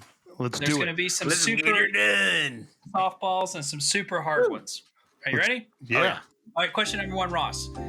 Roasted pork, rapini or broccoli rabe, sharp provolone on a seeded Italian roll. Is it muffalata, porchetta, Italian roast pork sandwich, or pambazzo? I mean, technically it would be a porchetta, but it doesn't always have broccolini on there. It depends on the regionality. See, he's already doing it. Yeah. Didn't you say roasted pork? I said roasted pork, broccoli rabe, sharp provolone on a seeded Italian roll. All right, the answer that I came up with was an Italian roast pork sandwich. That's basically all it's called. An original fun fact, originated in Philadelphia, Pennsylvania, considered Philly's best kept culinary secret, also by its cheesesteak cousin. All right, next question. Well, hold on a second. You're on the first question. Oh, Jesus, fine. All right, question number 2. By the way, you get extra points if you can tell me where it originated. All right. So the porchetta sandwich originated just outside of Rome, in between Rome and the coast. I think the broccoli rabe is what changes it. I realize that, but when we're talking the porchetta, that's where it comes from. You asked me to give you the origin. There you go. Roasted. Okay, porchetta comes from Rome. Okay. All right. Wait, did you get that or not? I don't know. That's what. Jess, what are you doing here? All right, let's just move on. Okay. All right. Okay, I'll give it to you. All right, question 2. Fried pork cutlet, tonkatsu sauce, shredded cabbage on crustless white bread. Is it a katsu sando, a banh mi, a Cuban, or a bocadillo? Banh mi. Incorrect. Oh, man. It is a katsu sando, originated in Japan, popularized in Tokyo cafes. Okay, moving on. Question 3, Ross. White bread, butter, French fries, ketchup, or brown sauce? Is it a Gatsby, a Chip Buddy, spelled B-U-T-T-Y, Francesina, or Bunny Chow? That's a Chip Buddy. Chip Buddy is correct. It's like a fries sandwich? Origination? Britain. North England. Yeah, very good. All right. It's a comfort food over there. Kind of like poutine, you know? All right. It's a beloved snack at British football matches, I guess. All right. I thought they called fries chips over there across the pond. Could be. They do. They do. Okay. You ready, Colton? We had chip sandwich. All right, yeah. Soft bread filled with sausage, steak, ham, egg, cheese, mayo, ketchup, avocado, tomatoes, and green beans. Is it a completo, a samita, a chivito, or a tripletta? Let's go with tripletta. That's incorrect. It is the chivito. Originating in Europe too, dude. It's from Uruguay. It means little goat, although there's no goat used in it. All right, let's pick. Is it because there's like everything in it and goats eat everything? There you go. I don't know. Green beans. Could be. It probably is. All right, let's pick a little easier one here. So that was 5 on that one. So let's say mortadella, salami, ham, mozzarella, provolone, olive salad served on a round sesame bread. I mean, mortadella, salami, ham, mozzarella. Are you going to give me options, or am I just provolone, coming out of it? olive salad, I figured you would get it after the olive salad. Yeah, I mean, it's a muffaletta sandwich if you're going for it, but yeah. Muffaletta. And where was that invented, supposedly? I'm going to go ahead and say Brooklyn. No, it says invented in New Orleans at Central Grocery by Sicilian immigrants. New Orleans. New Orleans. Yeah, interesting. All right, that's a pretty good one for you. All right, how about this one for you, Colton? Peanut butter, jelly, white bread. So some type of deep fried seafood, battered and deep fried seafood. Po' boy. Lettuce, tomato, pickles, mayonnaise, and remoulade on French bread. A po' boy. Yeah. Also New Orleans. Sorry, my bad. Okay. All right. Here's a really easy one for you, Ross. Okay. Fried chicken breast fillet, pickles, buttered bun. I mean, it's your classic chicken sandwich, but the question is, where are you getting it from? Correct. Where are we getting it from? Is it chicken parm, chicken biscuit, Chick-fil-A chicken sandwich, or a Nashville hot chicken sandwich?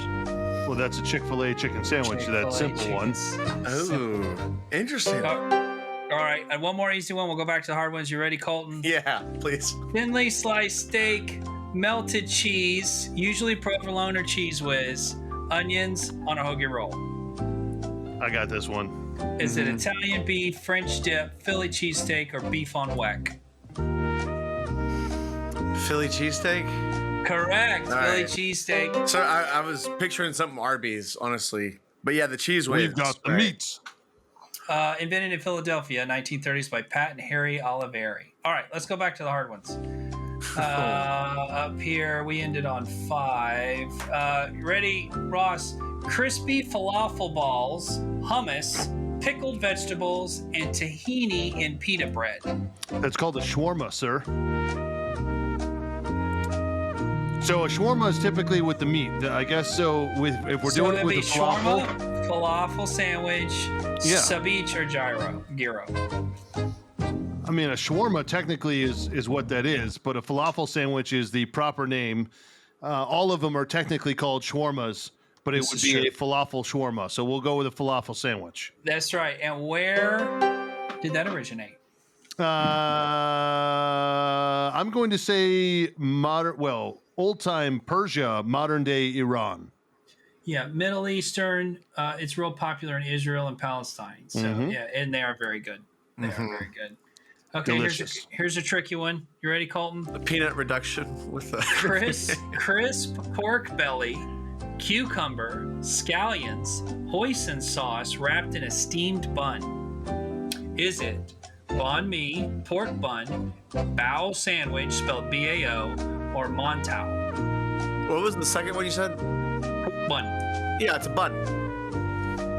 Is that your final answer? Yeah, I'm going bun. Incorrect. It is the bao sandwich originating in China, in Beijing. This sounds amazing. Ready, Ross? Yep. Bread roll filled with spicy potato mixture, deep fried in graham flour batter. Is that a samosa sandwich, vada pav, pakora sandwich, or kathi roll? Vada pav. That is correct. Originating in? India. That's right. Moved by India. He is an aficionado, guys. Golly. All right, I can barely pronounce the correct answer here. Tripe simmered in spicy tomato sauce, served on crusty Italian bread. Is it a panino, a lamprendado, a tramezzino, or a calzone? I'm going to help you on this one, Colton. It's a lamprendado. It's a lamprendado. Let's go for the Lamborghini. Obviously from Italy. Yes, it actually is from the Florence region in Italy. That is correct. Nice. I've only had tripe in like pho soup. They say that dates back to the Renaissance era, which would make sense because they're eating like everything they can get their hands on. Okay. Interesting. That was the common folk sandwich. Here we go, Ross. Yeah. It was their po' boy. Yeah, yeah, it was. Roast pork, pate, pickled vegetables, cilantro, jalapenos on a crusty baguette. Is that banh mi, semita, torta ahogada, or bocadillo? I'll give you a clue. It's from Vietnam. Is that going to be the banh mi? That's correct. All right. Originated in Vietnam during the French colonial influence. Like, geez Louise. Hence the baguette. The pate is what threw me off. I don't like pate. Pate. All right, here's one Ashley would know, maybe. Thick, spicy meat sauce, onions, and cheese on hamburger buns. Is it a sloppy Joe? Sloppy Joe, baby. Made right, a Coney Island sandwich, or a loose meat sandwich? Well, from your clue at the beginning, I'll go with Coney Island sandwich. Coney Island sandwich, that's right. It actually originated. Sounds like a sloppy Joe, though. Originated in Detroit, Michigan. Interesting, despite its name. That's because all the diners in Greater Detroit are called Coney Islands. Very good. All right, let's just do a couple more. Let's not kill this. These next two are really interesting. White bread, Nutella, marshmallow fluff, banana slices, grilled until golden. Mm-hmm. This is a sandwich that originated in Australia. What? No, that's the Vegemite one. This is it Elvis, Fool's Gold Loaf, Fluffernutter. It's a Fluffernutter. Fluffernutter. That's right. All right, last one is for you. Let's see if I can find it. Oh, it was my favorite one. What is a peanut reduction topped with a grape puree? I don't think I've ever had a Fluffernutter. Toasted bread. Where did it go? Peanut belly jelly. There's some in here like a Dagwood. Oh, here it is. Dagwood's are delicious. Yeah, we've all had one of these as a kid, I'm sure, but I did not know it had a name. Peanut butter, banana slices, sometimes bacon, but not always. Grilled between slices of white bread. What is the name of that sandwich? Is it Elvis sandwich, Fluffernutter, PB&J, or banana bread sandwich? Let's go with the Elvis. It is the Elvis sandwich. Right on. Named after Elvis Presley. Love this week. My wife effing hates peanut butter mixed with anything. What? She loves peanut butter, right? Don't get me wrong. Like, I can eat peanut butter with a spoon. Like, I'll take a little bite of jelly and a little bite of peanut. My house. Does she not like Reese's? She loves all of that, but like too much of it, I think maybe like at a time, it's just like overbearing for her palate. Mm-hmm. Like, my favorite thing is like, we'll go get breakfast at this place and they have the Hungry Man thing, and it's like 3 eggs, hash browns, and like bacon and stuff. And it comes with 3 gigantic sinking pancakes, and I can never eat the pancakes. Mm-hmm. So I take the pancakes home, and then like, that night or later that day, you warm them up and you put peanut butter and jelly on those bad boys and fold them like a taco. Get out of here. And the peanut butter's kind of melting on it. And you like choke because you've got so much peanut butter in your gullet. You got to drink something. Milk, yeah.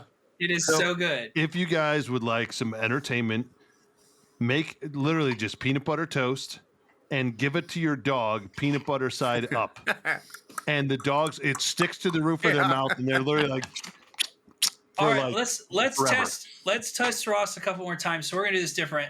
I just want to see, and if you don't know the answer, I'm down. It's okay. I just want to see if you can tell me what you think is in it. Okay. So what's in a patty melt? A patty melt is traditionally going to be a Jewish rye, and then you have grilled onions, you have cheddar cheese, and you have a hamburger.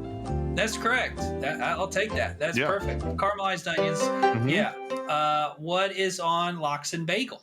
Lox and bagel, you can have the bagel of your choice. Typically is a cream cheese schmear. Then you get the lox, which is your salmon slices. And then a lot of people put chives on there as well. Capers and chives, and I think red onion too. And depending on, Yeah, I love it. My wife thinks it's disgusting. No, I don't like fish. I got one to throw at you. Do you know like the technical, I guess, description of like a torta? So a torta is just the big fluffy bread that they have, and you can put whatever you want in there. So it's just Mexican torta is sandwich. more describing the bread. Yes. And then it's in just Spain, Mexican word like sandwich. it means cake, actually. Yes. But like, yeah. Okay. Cool. All right. How about French dip? French dip is similar to what you get out of an Italian beef.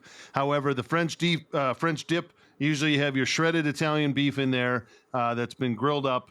You have usually some mayonnaise inside of the bread. You toast the inside of that hoagie roll. You have melted provolone on top, and then you can dip that bad boy in the side of au jus. Yeah, I can't get anything by you, man. So what about pupusa? Well, traditionally, a French dip has nothing. No, I think we've juiced it up. I definitely like the mayo and the cheese on it.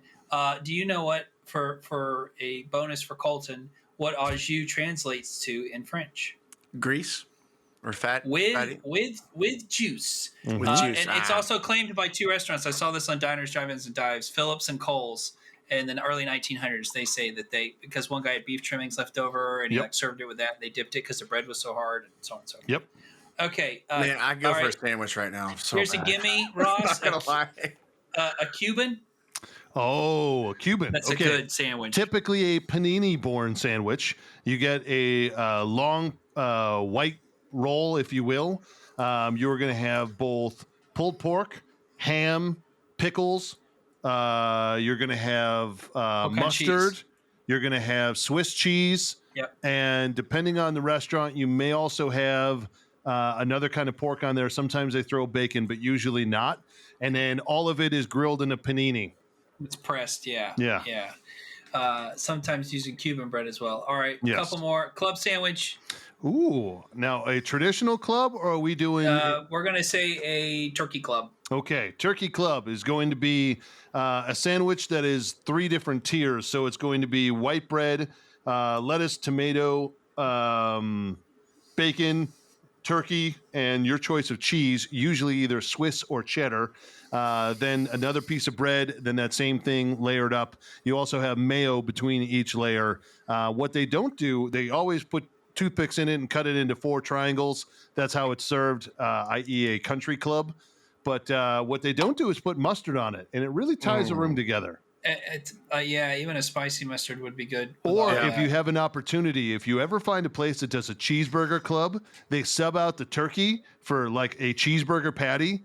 So like you get 2 cheeseburgers in this thing, and it's a sourdough for the bread. Oh God, it's a cardiac event. I can do it like once a quarter, but it is so good.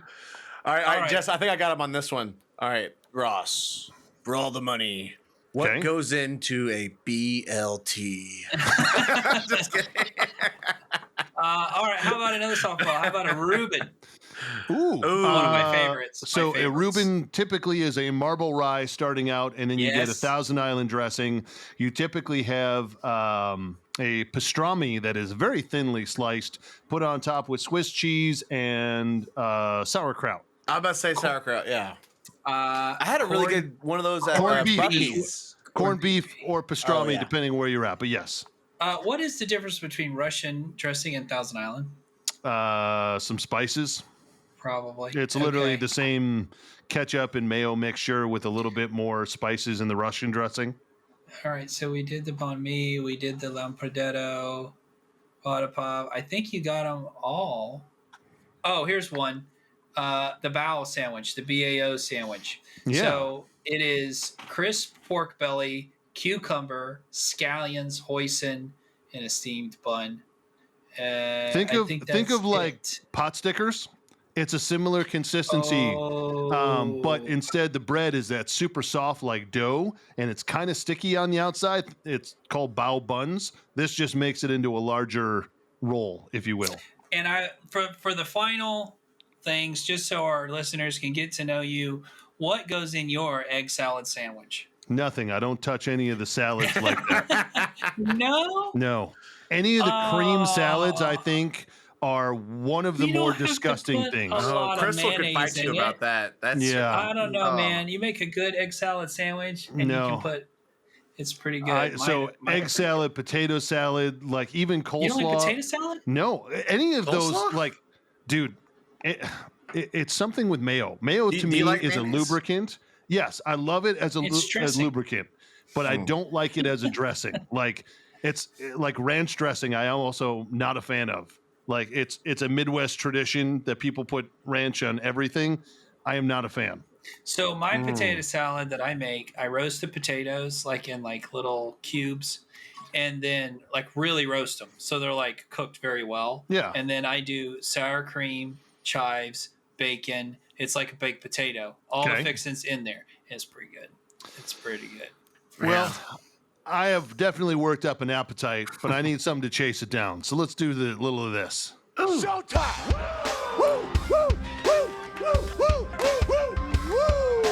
The whiskey of the week. So last week in the whiskey of the week, I talked to you guys about what went actually into the cost of manufacturing each of the different bottles of whiskey, specifically bourbon, but the average cost, and we broke it all down, right?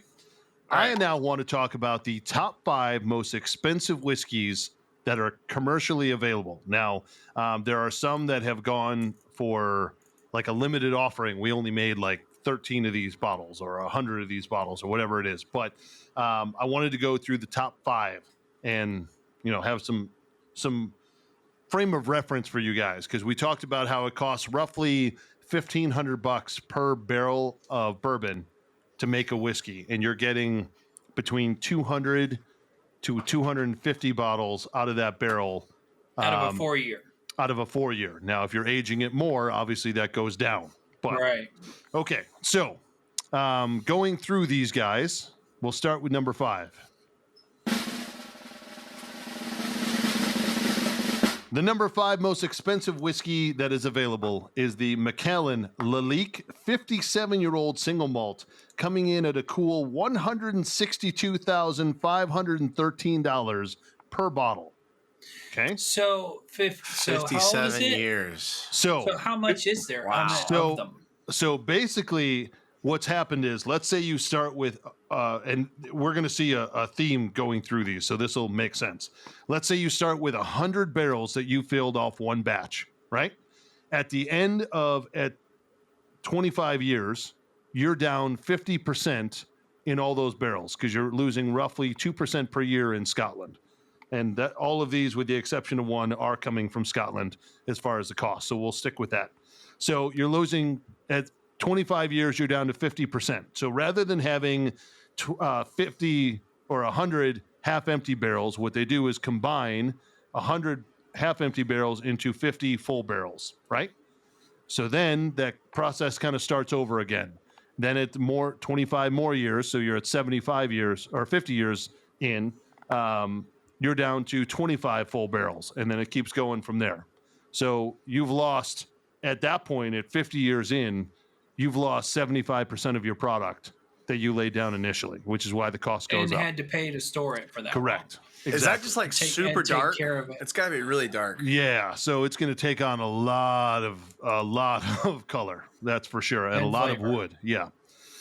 So the next one, in fact, out of the top 5, 4 of them are actually all Macallan products, if to tell you. Really? Yes. So number 4 is coming in, the Macallan 50-year anniversary malt. Came in at $174,401 per bottle. Okay. Wow.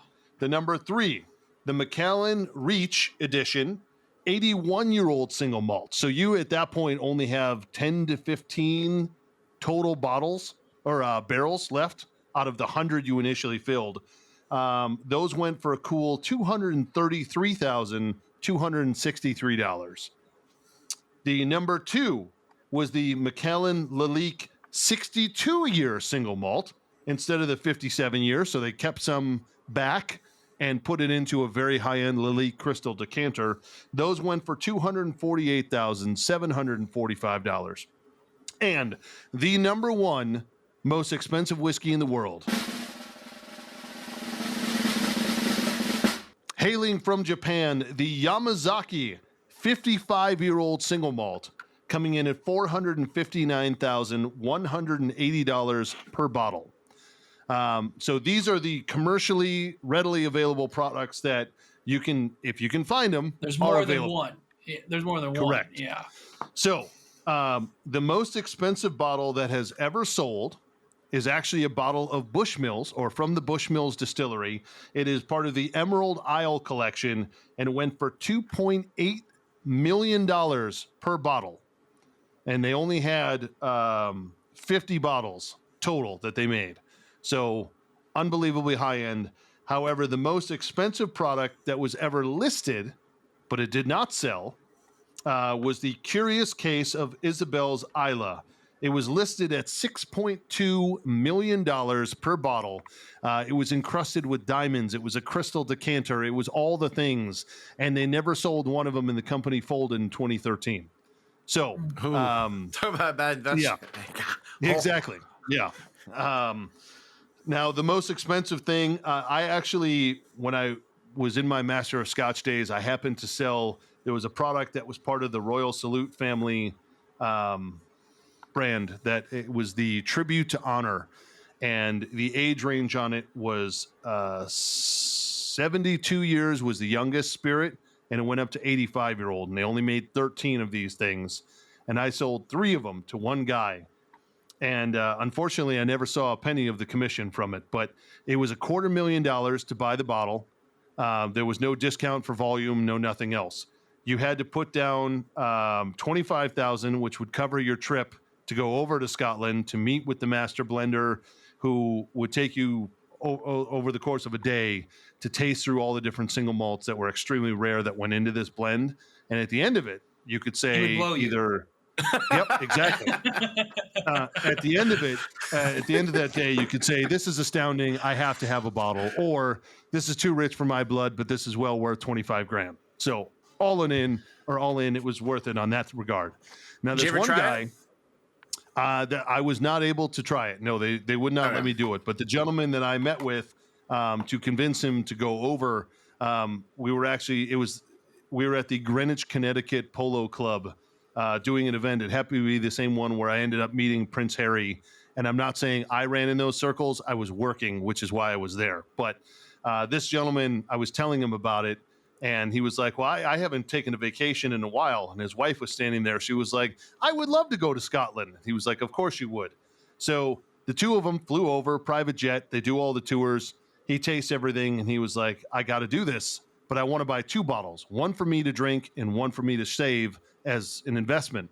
So he bought the 2, and his wife said, sweetheart, I would love one of these too. And he's like, God damn, oh, fine. So he bought a 3rd one for her because she wanted to have one to drink with her friends.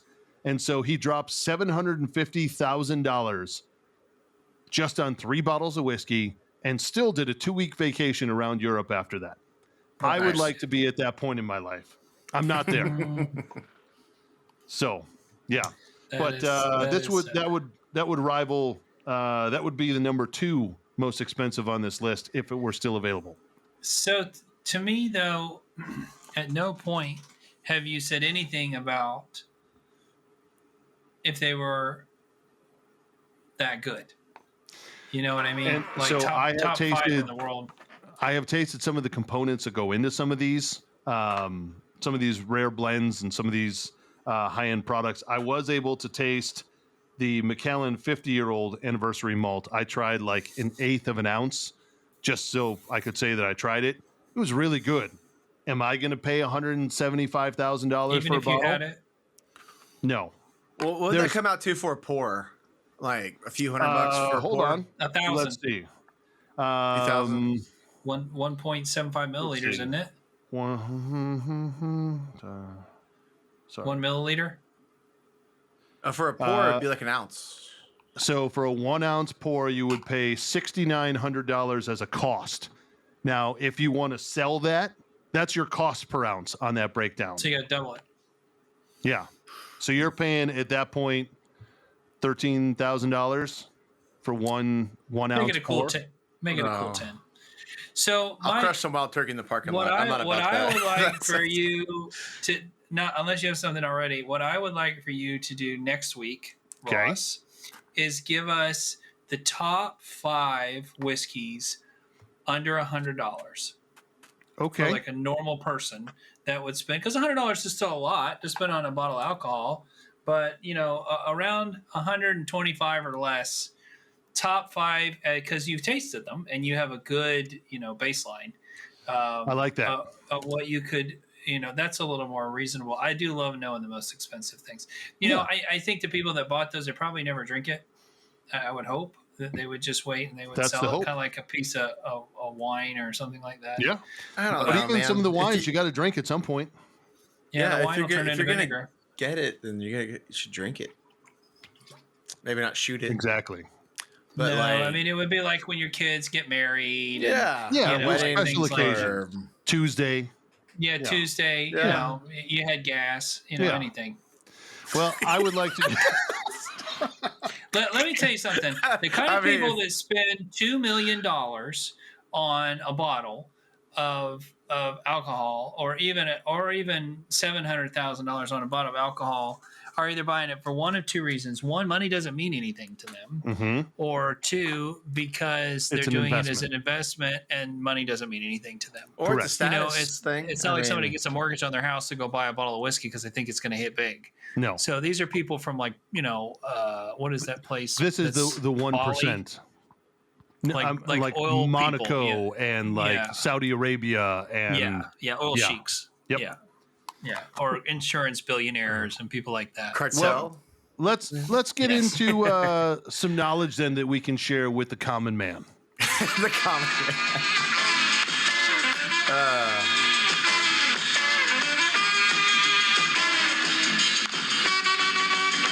Nuggets!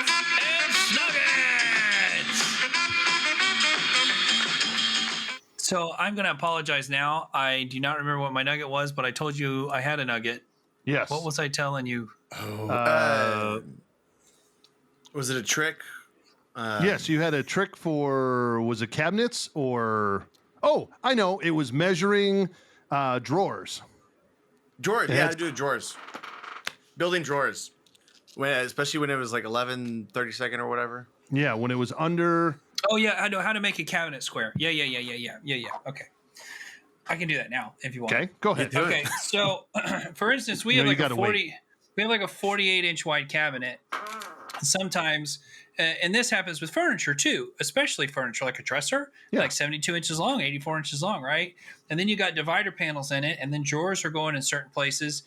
And for whatever reason, as hard as you try, now the key to this, the best way to do it, in all honesty, is to run you a dado on the plywood before you put it together, or whatever it is you're making your material is. And then, you know, your table saw is straight, you know, so that's going to be straight. But if for whatever reason you're not dado, you know, running your panels in a dado, just cut you a piece of wood the size of the hole. You cut, and if you can turn it on its side so that gravity's helping you, and you start at one end and work your way up. So for instance, we have these cabinets. There's an opening that has a shelf that's 7 1/4. Then it goes 32 3/8, and it goes 7 1/4. That's how it worked out. And you just cut your two pieces of plywood at 7 1/4. Set your first thing on those two pieces. They're perfectly square and straight. Put your fasteners in that panel. Then two pieces 32, and you make like a sandwich. 32 3/8. Put that panel in, and then you make sure that 7 1/4 slides in there, or put that in there ahead of time to make sure everything's spaced. And it will, you know, you just use that 3/4 lip of like a piece of scrap plywood or something to set it on. That's pretty well the length of the panel, and it will hold all of your dividers and panels perfectly square every single time. You can just put them in and clamp them, you know, and make sure your panel's pushed against it. And but if you're by yourself, you know, if you can't clamp it from the back because there's a back on it or something, you can just turn it on its side and use gravity. But man, we had to build a bunch of stuff one time, and it had like 4 panels in it, and it had drawers on either side, and it was just getting off. No matter how hard we tried to draw lines, you know, like if we used a pocket screw or something, it would kind of ease over. Plywood was a little bit twisted, and no matter how tight you clamped it, either you could clamp it, put the Craig screw in it, it didn't move, then you take the clamp off and it would move over just a little bit. And you can't adjust it 1/16 of an inch without making a new hole, because the screw wants to go back in the old hole. So why wouldn't you use like a square clamp and glue it and then pin nail it and then come back with screws afterwards? You could. There's a lot of different scenarios, but for speed and for like, especially if you have to make multiples and you have a lot of scraps, which we always do, you just put it in there and it's perfect. You can, I mean, you don't have to Craig screw it. You can screw it from the top and the bottom or whatever. Yeah. But for people when you're by yourself, and it depends on the build too, because sometimes you just can't get your clamp in there just right. Yep. Or there's like a lip, you can't put your square on it just right, or whatever's going on. Spacers work. And that's the same way we do our drawers. I think a lot of us do that. Like you'll put your drawer in your drawer glides, and then you put you a spacer. You kind of figure out what your spaces is. Yeah. And literally set your drawer glides on that spacer, put your drawer glides in, put another spacer, put your drawer glides in, figure out all the math. Yep. And your drawer glides are perfect. Everything's square based off the bottom of the cabinet. Yep. Kind of the same principle, just with divider panels and stuff. Okay. So that's my nugget. Colton, do you have one you want to share, or do you need to share? Yeah, mine has to do with cabinets as well. Okay. Mostly, well, mine's dealing with upper cabinets because that's what just built. But I finally finished my last repair last change Congrats. On the cabinets. Thanks. I don't feel great about them. Is the house going to sell? Yeah, and the cabinets are great. They're going to be great for the next homeowner.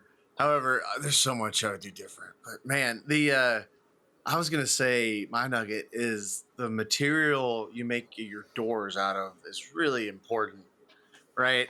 So remember, I did like the $36 a sheet, 3/4 inch birch that I got from a Compro y Bendes Materiales place, right?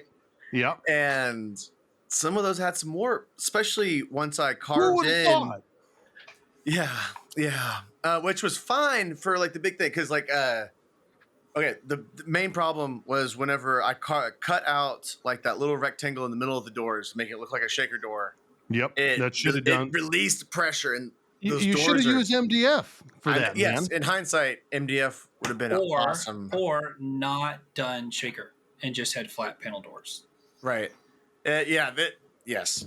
And or maybe even add like a trim thing on top. Like one person, was it? I can't remember who I was talking about, but like built. Well, I talked to my neighbor about it. Somebody took a flat door and then with like the hardback, like the stuff I used for, just like hardboard, like dark brown stuff. He put it on the door, like cut that out, put that on the door, and made it look like a really fancy door, right? Like it was just building up instead of reduction. Maybe something like that. You can do that, but you can't use. You'd have to use like 1/2 inch plywood at that point because the hinges are designed for 3/4 material. It'd rub. It would hit. You wouldn't be able to do it. You use 1/2 inch plywood and then add 1/4 inch trim. You can do that. Right. Yeah. Right. But yeah. So, which I think if I would have done this, like say I had like a birch plywood, or like a Baltic birch, like the really nice plywood you were using before, like that, or the MDF would have gone great. Yeah, in hindsight for this project where I was going for cost effective, I would have redone it with MDF hands down and hit it with that Ben's primer and been done with it. But yeah, I do think that I know this is the doors the way they are going to do great now, but there's just so many little things. I just wanted to make them so perfect, and it's cabinets are hard. It was difficult, yeah. But I'm really glad I did them, though. I'm really glad that I did go through it and did it and learned about them, and it was cool. And got to use the new paint sprayer, too. That was pretty sick. Yes. Yeah, everybody's Team Graco now. Yeah. So my nugget, as I alluded to earlier, I have been watching timber framing videos for years. And one of the things I noticed is anytime you're using some sort of a massive screw like that, beyond basically like a 4-inch screw, 4 inches and below, an impact driver is going to be faster for putting everything in, for driving that screw in. Once you get beyond that point, the drill is actually better because it is a more consistent torque level rather than the hammering from the impact driver. And so if you have to put in a longer structural screw, as I said, I was putting in 10-inch long screws, and I did a side-by-side comparison. In my right hand, I had the impact driver, and my left hand was the drill, and my left hand won by like 1.5 seconds in comparison. Did you put it on, is it a multi-speed drill? I have questions about this. Yes, multi-speed drill. I put it on the drill setting. Did you put it on 1 or 2? Does it have a 1 or 2? So it was on 2, and it was on the drill setting. What the hell kind of drill are you using? Was it a festival drill? No, that was the Bosch. I was in my house. That's impressive that a drill did that. Dude, I'm telling you, anytime you're doing the larger structural screws, use your drill because it is a more consistent, faster driver for that tie screw than an impact driver would be. My little Makita drill would not put it in. It would, the black ones, the subcompacts. Mm-hmm. The impact, I don't even know if the impact would put in a 10-inch screw because it's small. But I would have to put it on 1, and I would worry it would overheat it. I do have some bigger drills that might work. I think your Bosch drill is just kind of a badass, is what I think. Yeah. I mean, Bosch drills are pretty good drills, so... On a separate note, I still have not had to charge the battery on my Festool impact driver. I did charge it on. I charged it on the drill. I have not charged it on the impact driver as of yet. It's still on setting. You should have done it side by side with the Festool and your Bosch. I should. Impact. Yeah. You should. Yes. Hey, on the battery note too. So, we've been talking about the battery on your Festool a lot. Yeah. And I was paying more attention to the batteries on my M12s. Yeah. A lot. Yes. And the littlest battery, I think it's a 2 amp, right? The one that's just like a little bitty spurt. 1.5, yeah. Yeah, it looks like a handful of AA batteries, right? Yeah. And so it does run out of battery rather decently. But it supplies a lot of power when it's there. Yeah, but for its purpose, it's meant to go on a job, right? It's meant to be a low profile in a thing. So I think it's good for one job if you're using it a ton, right? And then also there is also the 4 amp that comes with it, but that one still runs out as well. But no, I just say it's the M12s. They do run. You do have to watch them and charge them, but they are good for those one job M12s kind of thing. To me are probably some of the best drills for the money. I mean, I don't know about the Festool, right? But especially the M12 Impact, I love it. with just the one up on the battery. For doing, or even the small battery for doing stuff where you're doing something small, putting together, especially furniture makers, and it's little tiny stuff. It's a real small drill, but it's so powerful. It'll put in a 4-inch deck. And you're talking about the fuel, right? Yeah, we bought the same set. Yeah, the fuel, where it's the footprint between the tip of the drill and as far back as it goes. All of it, the handle, less than everything. 5 inches. It's thick. But it's thick. Yeah, it's it's like a can. Mm-hmm. Mm-hmm. Yeah, they have a lot of M12 stuff. They had a hammer drill that's $300. They have vacuums. They have all kinds of stuff that's M12. So it's a good line if you're looking to get into one. Milwaukee stuff's pretty good. Yeah, and I got mine Black Friday. Yeah, we talked about the Black Friday stuff a lot, which I like. Also coming up in 2 weeks or 3 weeks, I guess technically, is Father's Day. And there are a lot of sales on tools that happen for Father's Day. Oh, so really? If you are in the need, the 2 times a year that are best to buy tools are Father's Day and Black Friday. So if there are other things you need to do to upgrade your shop or just invest in some tools, this is the time of year to start look out for sales over the next 2 weeks. So, for sure. Right on. Yeah, I really want a joiner, but that seems a lot more like a buy it used kind of tool. Yes, absolutely. It is. Yeah. All right, gentlemen, I feel like we're approaching the 2-hour mark, and it's a good place to stop things here. Is there anything else you want to talk about? That's it for me, brother. Okay. Well, then to all the listeners out there, be sure to hit that like and subscribe button wherever you are listening to this podcast. Thank you very much for tuning in this week. We hope you enjoyed every second of this episode. If you didn't, please send all your complaints to our legal representation consisting of men in boxes at Staley & Associates Law Practice, where they're closing arguments at the homeless rights trial when something like, I am a man in a box, bury me in shit. Well, I guess we don't need to read that. Just give them a call. So for Jess, Colton, and Ross, this has been the Beat Around the Bench podcast, and we will catch you all next time. See ya. Woo!